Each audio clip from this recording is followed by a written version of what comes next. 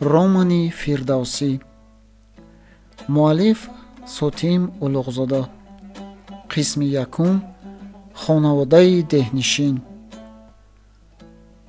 шаҳри Тус дар дараи Кашафруд дар мобайни ду силсилаи кӯҳӣ мувозӣ қарор гирифта, пас аз Нишопур дуввумин шаҳри калони Хуросони ғарбӣ будааст. иқлими вилоятро нафаси ҳарду кӯҳи кулласафед ва насими руди пуроби тезҷараён мӯътадил медоранд. обу ҳавои мусоид дар саросари вилоят парварандаи зироату боғдорист. Тус ва рӯстоҳо, деҳкадаҳои атрофи он ҳама хушбоду ҳаво, сердолу дарахтанд. шаҳр ҳамноми қаҳрамони машҳури шоҳнома аст. тусиён Туси паҳлавонро бунёдгари шаҳрашон медонистанд. аз рӯи ривоятҳо замоне он паҳлавон ва лашкараш ба ғазаби шоҳ Кайхусрав гирифтор шуда, гурехта ба Хуросон паноҳида, дар он диёр ба канори Кашафруд он шаҳрро бунёд карда будааст. Тусро шаҳри шоирон ва олимон низ меномиданд. дар маҳфилҳо овози шоирон баланд, дар масҷиду мадрасаҳо мунозираи олимон дар авҷ буд. шаҳр аз пайвасти ду шаҳраки самти шарқию ғарбӣ ба ҳам омада буд. шаҳраки самти шарқӣ Тобирон ва ғарбӣ Навхон ном дошт. Разон ном яке аз дарвозаҳои Тобирон буд, зодгоҳи шоир Абулқосими Фирдавсӣ, деҳаи ҳамсоя Шодоб ва бошишгоҳаш деҳаи Бож буд. ин деҳа дар пушти дарвозаи Разон буда ва боғистонаш ба он дарвоза мепайвастааст.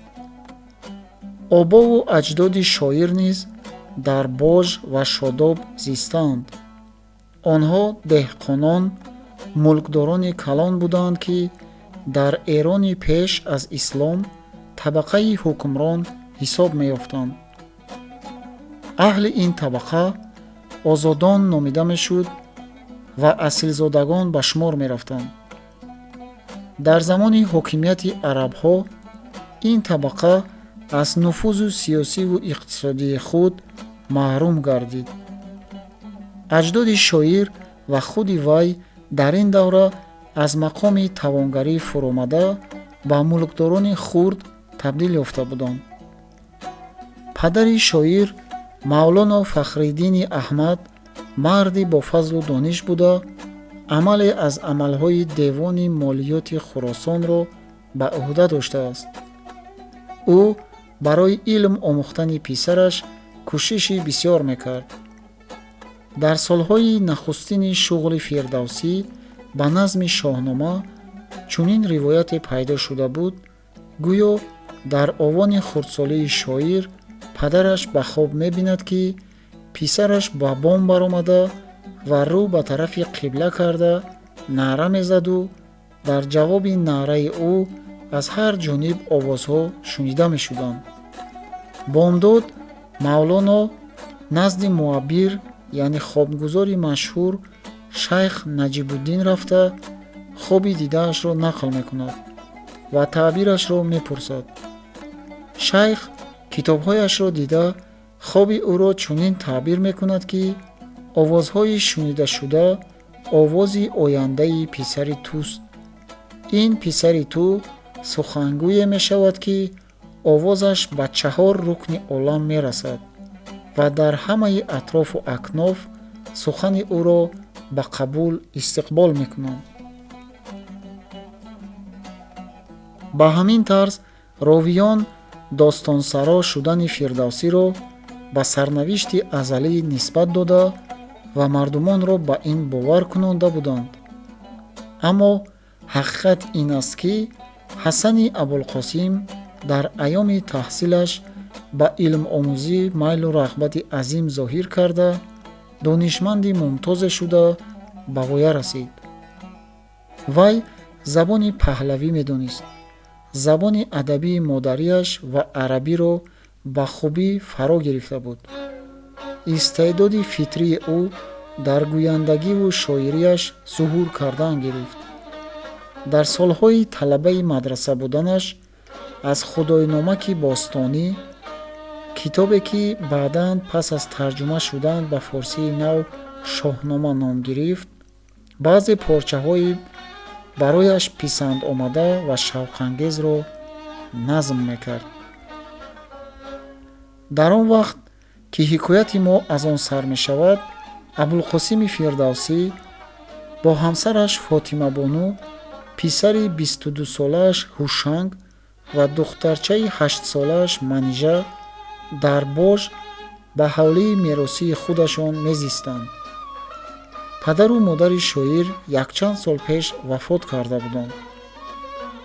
ҳавлии калон даруну берундор буда, дар ҳавлии берун саис ва дигар хизматгорони даргоҳ иқомат доштанд ва ҳам амбору дигар биноҳои лозимаи рӯзгор дар вай буд. дар боғ як дар хонаи пешайвондор ҳуҷраи кории шоир воқеъ ва пеши ҳуҷра гулзор буд. дар гулзор садбаргҳои рангоранг, гули тоҷи хурус, райҳон, савсан, бунафша ва ғайра руста буданд. ҷӯйбори аз кашафрӯд баровардашуда аз наздикии ҳавлии фирдавсӣ гузашта сӯи шаҳр ҷорӣ мешуд. шохобе аз он ҷӯйбор ба боғи ӯ медаромад ва аз он баромада ба боғоти ҳамсояҳо мерафт. абулқосим баъд аз намози бомдод аз масҷид баргашта, дар ҳавлӣ аҳли хонавода ва хизматгоронашро монанди ҳамеша дар ҷумбуҷули пагоҳонӣ ёфт. саис дар ҳавлии берун назди тавила ду аспашро қашав мекард. абдуллоҳи дастёр ду моддагови душохӣ ва ғуноҷинҳоро аз дарвоза бароварда ба пода меронд. дар ҳавлии дарун равшани каниз дар ошхона сари дегу оташдон андармон буд. манижа дар суфаи рӯи ҳавлӣ як духтарбача ва як писарбачаи хурдсолро ширбиринҷ зиёфат мекард. онҳо кӯдакони равшан буданд. равшан пештар зани яке аз барзгарони абулқосим буд. шавҳараш барвақт вафот карда, зани ҷавонашро бо ду кӯдакаш бева гузошт. равшани чақону чобук агарчи дар хонаи худаш мезист, ҳар рӯз бо кӯдаконаш ба ҳавлии абулқосим омада, аз пагоҳ то бегоҳ хизмати рӯзгори ӯро мекард. хӯроки худаш ва кӯдаконаш дар хонаводаи шоир буд. пӯшокашро ҳам фотимабону медод. ҳушанг дар кати паҳлӯи суфа хобида буд. панҷшанбе дар мадраса рӯзи таътил. рӯзҳои таътил ҷавонаки хобдӯст баъд аз он ки фотимабону ӯро саҳар бо душворӣ бедор мекард, одатан намози бомдодро хобулдона бо ҳамроҳии модараш мехонду боз ба ҷогаҳаш даромада, курпаро ба болояш кашида то аз масҷид баргаштани падараш хоб мерафт. абулқосим одатан пас аз намоз фурсате ба пурсупосу гуфтугӯ бо ҳамдиҳагиён андармон шуда ба хона дертар меомад. фотима бо шунидани шарфаи пои шавҳараш ҳушангро хезонд. кӯдакон аз ширбиринҷхӯрӣ фориғ шуда дар поёни суфа бо гурбачаи мала бозӣ мекарданд. абулқосим назди онҳо хам шуда манижа ва он ҳарду кӯдакро як як бусид. гирди дастархон ҷойгир шуданд. равшан дар косаҳои чинӣ шири гарм овард. ҳар сеашон пораҳои нонро реза карда дар косаи шир андохта бо чумчаҳои чӯбини сурхранги мунаққаш танаввул мекарданд. шоир аз дарсхонаи писараш пурсон шуд. ҳушанг дар мадраса илоҳиёт, сарфу наҳви арабӣ ва тафсир дар пеши мударрисоне ки дар ҳуҷраҳои шахсии хонагиашон дарс мегуфтанд, илми нуҷум ва ҳисоб меомӯхт. абулқосим аз дигар талабагони божӣ, ки шарикдарсони ҳушанг буданд, мешунид, ки писараш баъзе рӯзҳо ба дарс ҳозир намешавад. соатҳои дарсхониро бо ҷураҳои айёши худ сарфи вақтхушӣ мекунад ва ҷураҳо пинҳонӣ шароб ҳам менӯшиданд. бояд аз ҳамин сабаб бошад, ки вай аксар вақт ба дарсхона тайёр нашуда меомад ва ба пурсишҳои мударрисон ҷавоб дода наметавонист. падар ба ӯ гуфт: ҳушанг, мешунавам, ки ту дар шаҳр ба худ рафиқони нав ёфтаӣ ва бо онҳо ҳарифбозӣ карда вақти гаронбаҳои таҳсилатро зоеъ мекунӣ. ҷавон безобита шуда пурсид: кӣ гуфт? гуфтанд ва ман шунидам, ҷавоб дод падараш. абудулаф гуфтагист. чӣ, магар аз ҳарифбозии ту абудулаф ҳам хабар дорад?